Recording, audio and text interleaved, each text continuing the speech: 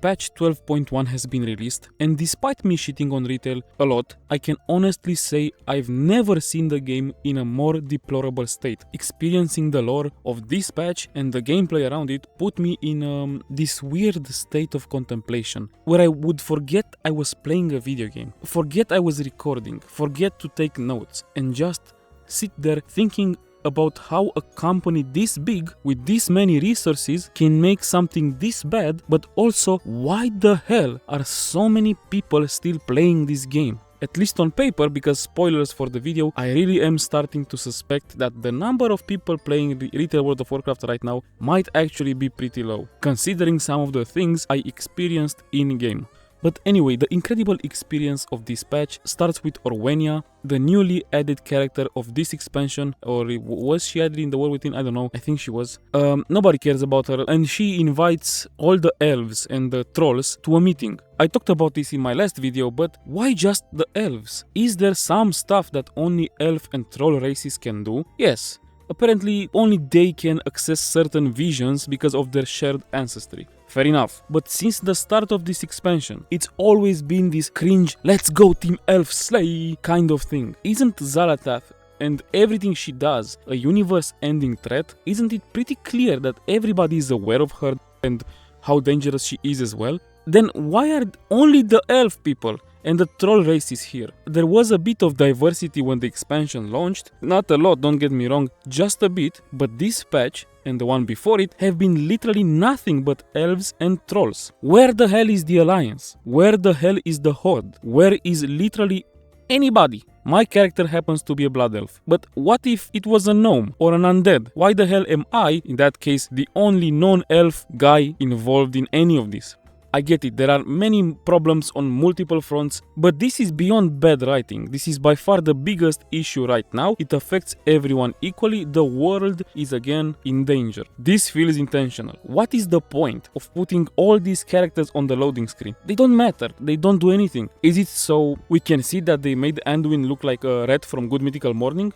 For some reason? Is that the reason? And I say it feels intentional because I think it is. These writers have the minds of below average, underdeveloped 12-year-olds. They sit down and decide what the future Warcraft should look like. And with a total disregard for logic, previous Warcraft lore, and absolutely no talent for writing, they go, you know what would be cool? If this expansion was all about the elves and the trolls, and they're the only ones saving the entire universe. That's cool, right? Huh? Right? Like, the most basic brain-dead writers imaginable. Cool moments where certain people come together are only cool if they make fucking sense. Yeah, maybe for the mind of a 10-year-old who's below average for even his age, the idea of Gandalf and Sauron coming together and joining forces sounds cool, but anyone with a working brain and the smallest understanding of Lord of the Rings would know that it completely breaks the universe and makes absolutely no sense, and is just, in general, an awful idea. Just try to imagine people on Azeroth talking about how the entire universe was saved from Xal'atath and the Void, while 95% of the planet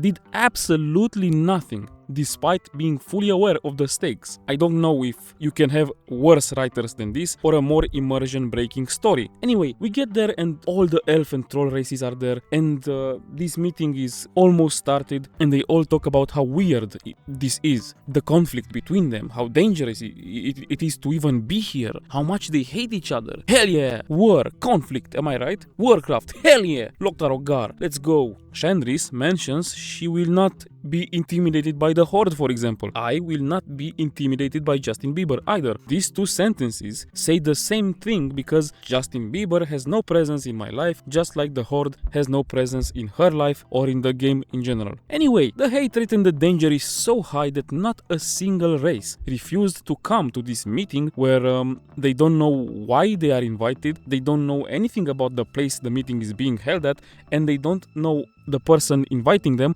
They just know it's very dangerous and their enemies are gonna be there. So of course the hatred and the violence is so big that everybody just comes. And the reason for the meeting, well, since the threat we face is so great, all the trolls and the elves need to be brought together as one. We need to be united to survive. What? The Draenei? The humans? The orcs? The undead? No, they are not invited. It would ruin the cool Slay Team Elf factor. Shut the fuck up. And how are they gonna bring everyone together? Well, of course, they're gonna bring everyone together because the Haranir, the new race nobody cares about, is going to prove to all these races that they share a single common ancestor. They all come from the Haranir. They were all once one people. First of all, it's pretty surprising that nobody here apparently knew that the elves and the trolls come from the same ancestors, considering we know that. We've known that for many years from in-game lore. But alright, who gives a fuck about previous lore, am I right? They all act super surprised, but apparently we need to clarify this so the conflicts between them can finally stop, because they're gonna know they have one common ancestor. Two tiny issues here.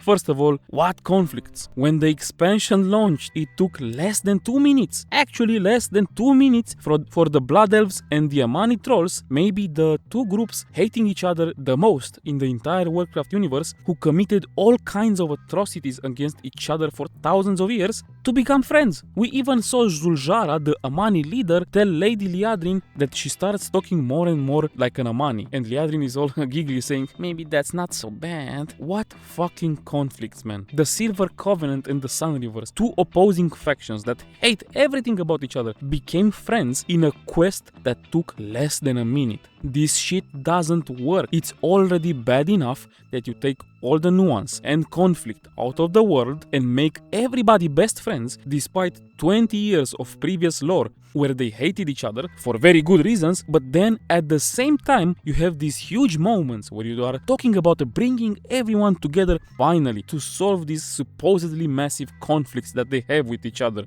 You make everybody, all of us, understand that this doesn't matter anymore in this game. In World of Warcraft, there is no more war, there is no more conflict, there is no more Warcraft. Previous lore is clearly disregarded. Everybody loves each other, we are all best friends and so on. And then you have these big dramatic moments where it's like, we need to take care of these conflicts. We must come together. And there's a second issue with this. Let's say there are actually some conflicts left in this game. There aren't. How the hell is pointing out that we have a common ancestor supposed to resolve this? How stupid are these writers? Imagine going to Ukraine and Russia and telling them, guys, did you forget? We're all descended from the same ancient Slavic people. Calm down, we are one. And then expecting them to say, oh, really? Well, shit, my bad, and the war is over.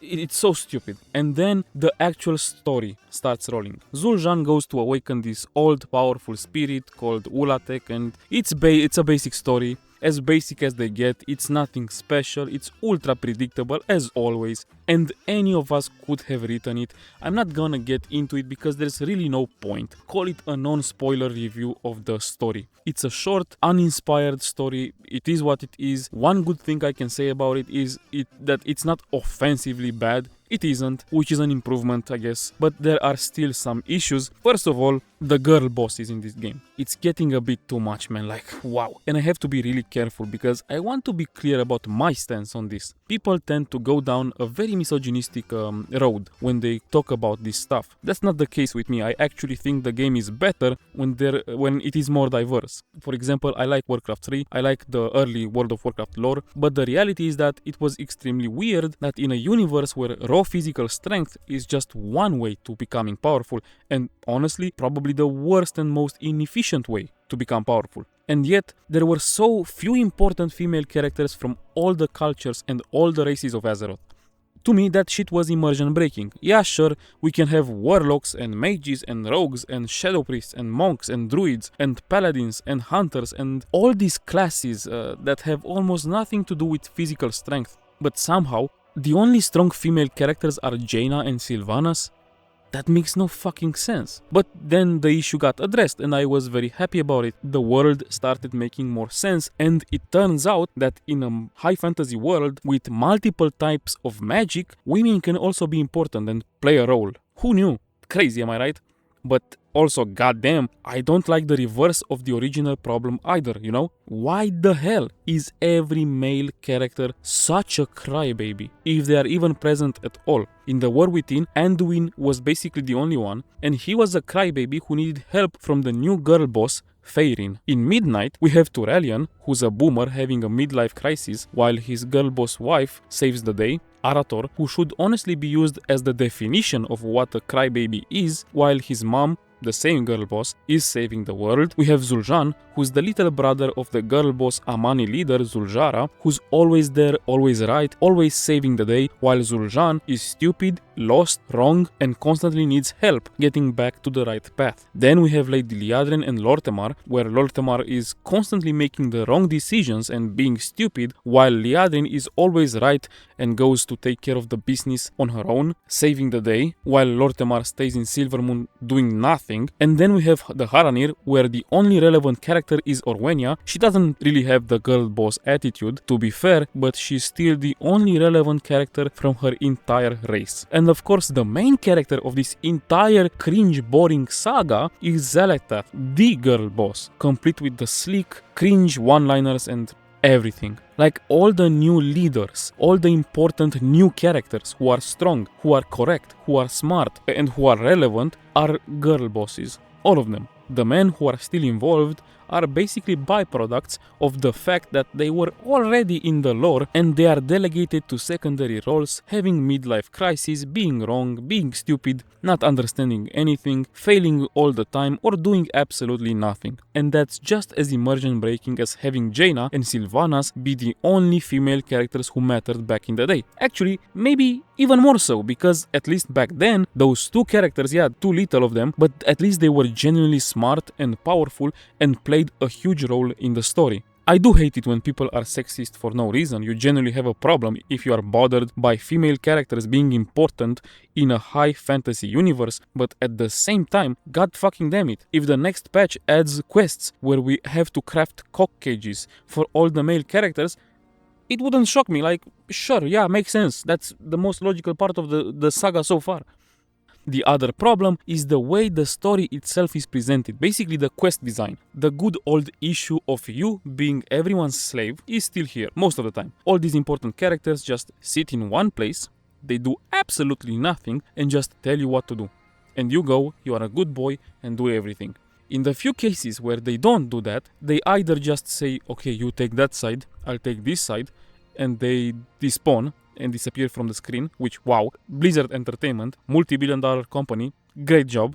Or they follow you being stupid as hell. Like, there's this one quest where Orwenia follows you around as you witness some memories. One memory is of a priestess completing a ritual. The next one is a guy telling a priestess that she needs to complete a ritual faster.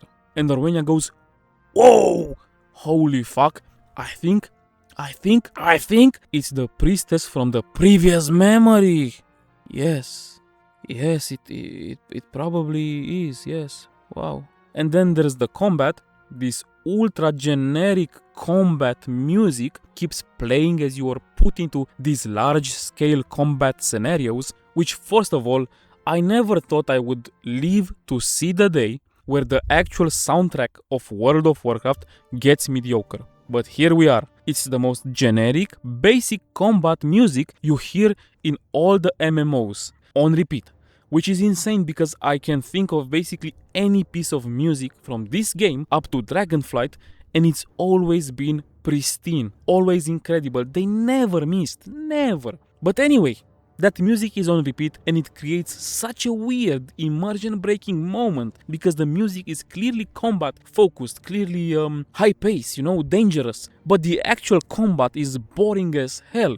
You are a god. You cannot die. You one-shot everything. There is no danger at all. The contrast makes everything feel goofy as hell to the point where I had to disable the in-game music. It was shit anyway. It just felt weird, which once again, good job Blizzard. Even last year, disabling the music in World of Warcraft would have felt like madness. But here I am. And I don't just mean the combat music. Even the zone music tends to feel so generic now. Sure, important places like Silvermoon, the music there is just as good as always. It's incredible. But when you're just in a random spot, wandering around, there is some generic music playing that could come from any small pay-to-win gacha MMO with less than 1000 players. All of this helps make the game feel less immersive, okay? But at this point, who cares? Actually, who cares? The game lacks immersion totally anyway. It's just so bad. But so far, this is bad, sure, but it's the norm, right? At the start of the video, I told you I had never seen the game in a more deplorable state. And that's because there's one more thing left to discuss. No one cares about this trash game anymore. There is no one in-game to play with. A few months ago, I heard a streamer I will not mention say that the retail WoW player numbers are very much inflated by bots and alts and so on. And I have to admit, I thought they were wrong. But I didn't even finish the entire story of the patch on my own. Because I couldn't. I got close to that, but I watched the ending on the internet. Here's what happened. First of all, the main campaign requires you to clear the new dungeon once, which is very standard. It's always like this. Never had any problem with that in the past. After waiting for 1 hour and a half during the first weekend after the release of the patch, I could not get into a group for the dungeon that everybody has to complete to finish the main campaign. Neither on normal nor heroic. I had to do it as a follower dungeon. This is insane. Trust me, this is insane. It's insane. I have played this game a lot. I have played this game for many years. Even just during this dogshit expansion, I already have 140 hours of Slash played only at max level. This has never happened. The first weekend after the launch of a new patch and you cannot get a group going for the quest that you have to do. That everybody has to do. But even after I completed the follower dungeon, to push the story further, you need to complete some world quests. Which, first of all, looking at the new World Quest Hub Zone made me so happy that I don't play this dogshit ass game anymore. First of all, it's so boring and uninspired. Every patch is the same. Every small patch is the same. Every major patch is the same. Even the expansion launches are the same now. A selection of brain-dead, boring minigames that make Pac-Man look like a AAA title in every single zone, and those are the world quests. Collect the balls, fly through the hoops, complete a basic race, fall through the hoops, paint a wall, kill some basic enemies, gather resources, fall through hoops again, solve some ultra basic puzzles, click on some objects. What the fuck? But beyond that, as I said, you need to complete some of these at least once to progress the story. Again, quite common since Dragonflight. The NPC doesn't actually tell you what you need to do. For example, complete the temple incursions. What is that? I have no fucking idea. Where is that? I have no fucking idea. The quest doesn't tell you. To complete the temple incursion, you have to complete the temple strike that is currently active. But I already completed a temple strike. When did I do that? How did I do that? I have no fucking idea. What is the active temple strike? I have no fucking idea. It took me some time to figure it out, but eventually I did. The game tells absolutely nothing about that, and it's fucking bugged. Half of it is bugged. Okay, anyway, it worked after a few hours, and I start working on completing the quests. These are shared progression objectives where everybody in the area works together and all the progress goes towards completing a shared progress bar. We all finish the quest together. I was the only one doing it. Again, if you played at all since Dragonflight, you know how insane this is. This never happens, especially on the release weekend. I complete the ones I can do alone, but then I reach the final step and it's on a timer. Usually that timer means nothing. A few players complete these events easily. I didn't even think it was possible to fail one. But I was alone. I got to 98% progress when the timer reached 0 and I saw the message, "The event is failed, the forces of Ulatek won. Come back later." I repeat, the event that is needed to progress the main storyline during the release weekend in a zone-wide progress bar failed because no one is playing the damn fucking game. And it makes sense. I don't think I saw one damn player.